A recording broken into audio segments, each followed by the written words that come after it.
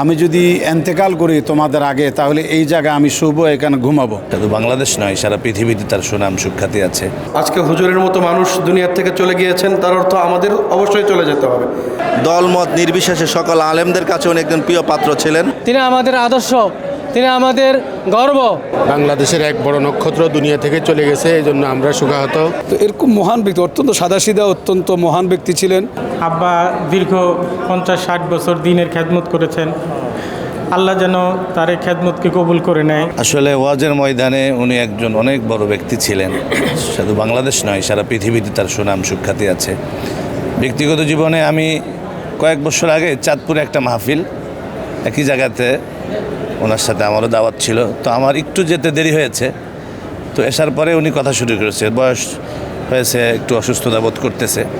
তো আমি স্টেজে ওঠার সাথে সাথে বলে, আসেন আসেন, এই বুড়া বয়সে আর কত খাটাবেন আমাকে। এত শুধু একটা হাসি দিয়ে যে উনি কথা বললেন। এরপর উনি, আমি বসার পরও বেশ কিছু সময় বসে এরপরে আসলেন।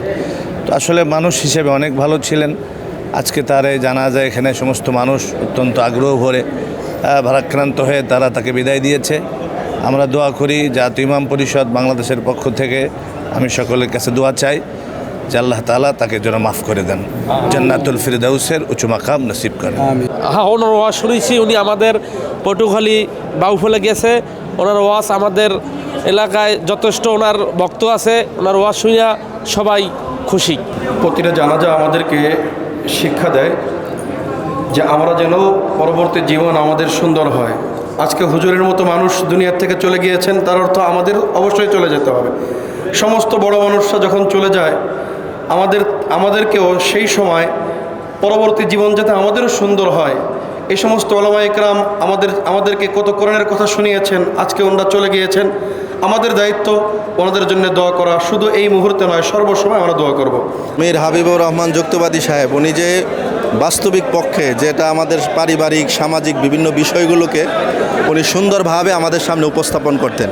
এজন্য তিনি দলমত নির্বিশেষে সকল আলেমদের কাছে উনি একজন প্রিয় পাত্র ছিলেন এবং সাধারণ মানুষের কাছে উনি একজন মহব্বতের ভালোবাসার পাত্র ছিলেন। এবং ওনার বয়োজ্যেষ্ঠ আলেম, ওনার বক্তব্য, ওনার বয়ান আমরা বিশেষ করে ইসলামী ফাউন্ডেশনের যেখানে বাইতুল মুকাররমে প্রোগ্রামগুলো হতো আমরা বারবার শুনেছি ওনার বয়ান। ওনার প্রথম বয়ান আপনার যখন শুনেছে তখন আপনার বয়স কত ছিল?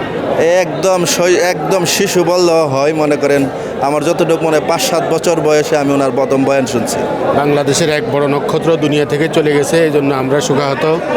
তো হযরত যুক্তিবাদী হুজুর রহমতুল্লাহ আলাই, তিনি পুরো বাংলাদেশের জাতির কাছে নন্দিত ছিল। এই জন্য আমরা প্রত্যেকেই ওনার আত্মার মাগফিরাত কামনা করছি। তিনি আমাদের আদর্শ, তিনি আমাদের গর্ব। তিনি আমাদের ব্রাহ্মণবাড়িয়া জেলা, নবীনগর জেলা আমাদের বাড়িতে কয়েকবার গিয়েছেন, ঈদগাহে মাহফিল করেছেন। তার মাহফিল সরে অনেক অমুসলমান পর্যন্ত ইসলাম গ্রহণ করেছে। বাংলাদেশে অনেক ওলামা কেরাম আছে, তার মধ্যে অন্যতম ছিলেন বলে ওনার নামে কোনো সমালোচনা শুনিনি। আর ওনার ওয়াজ আমি কয়েকবার শুনেছি। আর একটা বিষয় হলো, ওনার বড় ছেলের কথা উনি ওয়াজে অনেকবার বলেছেন। আলহামদুলিল্লাহ, সেই ছেলে আজকে জানাজা পড়েছে, আমরাও শরীক হতে পারলাম। এই জন্য আল্লাহর কাছে দোয়া করি, আল্লাহ পাক যেন ওনাকে জান্নাতের উঁচু মাকাম দান করেন। অনেক কষ্ট, ওনাকে বিদায় দেওয়াটা অনেক কষ্ট, যেহেতু আমি ওনার ভাই। হ্যাঁ, আমি জীবনে ওনার সাথে 28 বছর যাবত আমি ওয়াজ করি ওনার সাথে। তা আমার ভাই আজকে চলে গেছে, কত কষ্ট সেটা ভাষায় প্রকাশ করার মতো না। আমি জনগণের কাছে, সারা পৃথিবীর সমস্ত মানুষের কাছে, মুসলমানদের কাছে দোয়া চাই, আল্লাহ যেন ওনারা যেন দোয়া করে আমার ভাইকে যেন আল্লাহ মাফ করে দেয়। হ্যাঁ, এর চেয়ে আর বড় কী চাওয়া আছে? উনি আসলে অনেক মহান ব্যক্তি, অনেক বড় ব্যক্তি। আমি যে সময় লালবাগে পড়াশোনা করি, তখনই পুরান ঢাকায় বিভিন্ন মাহফিলে মানে ওনার সাথে প্রথম সাক্ষাৎ আছে।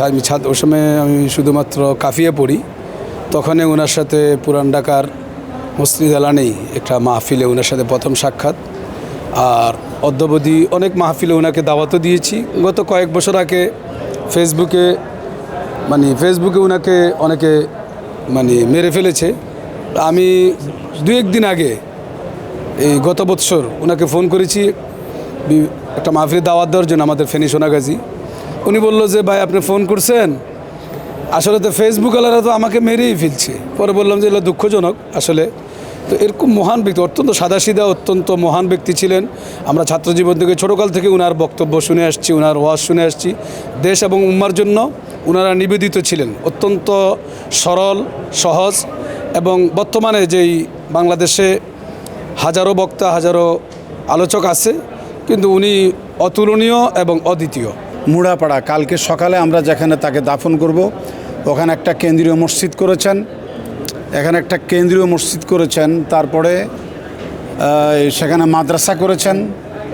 সেই মাদ্রাসার পাশে তিনি আমাকে একটা জায়গা দেখলেন যে মাহবুব, আমি যদি এন্তেকাল করি তোমাদের আগে, তাহলে এই জায়গা আমি শুভ এখানে ঘুমাবো। তো এটা হচ্ছে শীতলক্ষা নদীর পাড়ে, মুড়াপাড়া বাজার থেকে মাত্র 1 কিলো হবে না, আধা কিলোর মতো উত্তর দিকে মেন রোডের পাশেই, বেড়িবাঁধের পাশে ওনার মাদ্রাসাটা, কালকে যেখানে জানাজা হবে। তো তিনি আমাকে অনেক দোয়া করেছেন এবং 2 জন মানুষকে আমি সবচেয়ে বেশি ফেভারেট মানুষ হিসাবে দোয়া পেয়েছি। মাওলানা দেলোয়ার হোসেন সাইদি সাহেব, উনিও চলে গেলেন শাহাদাত বরণ করে। আর এই মাহে রমজানুল মোবারকে মাওলানা মীর হাবিবুর রহমান যুক্তিবাদী সাহেব আমাদের মতো বক্তাদেরকে রেখে চলে গেলেন। আমি ওনার বিধি আত্মার মাগফিরাত কামনা করছি। পাশাপাশি ওনার যে 4 ছেলে 4 মেয়ে রেখে আর স্ত্রী রেখে তিনি দুনিয়াতে চলে গেছেন, ওনাদের জন্য আপনাদের কাছে আমি দোয়া চাই। উনি ব্যক্তিগতভাবে অনেক ভালো ছিলেন, খুব নরম তবিয়তের মানুষ ছিলেন তিনি। তার সাথে চলাফেরা করে, অর্থাৎ আল্লামা দেলোয়ার হোসেন সাইদি আর হাবিবুর রহমান যুক্তিবাদী সাহেব বলা যায় যে সমান মন মানসিকতার মানুষ ছিলেন।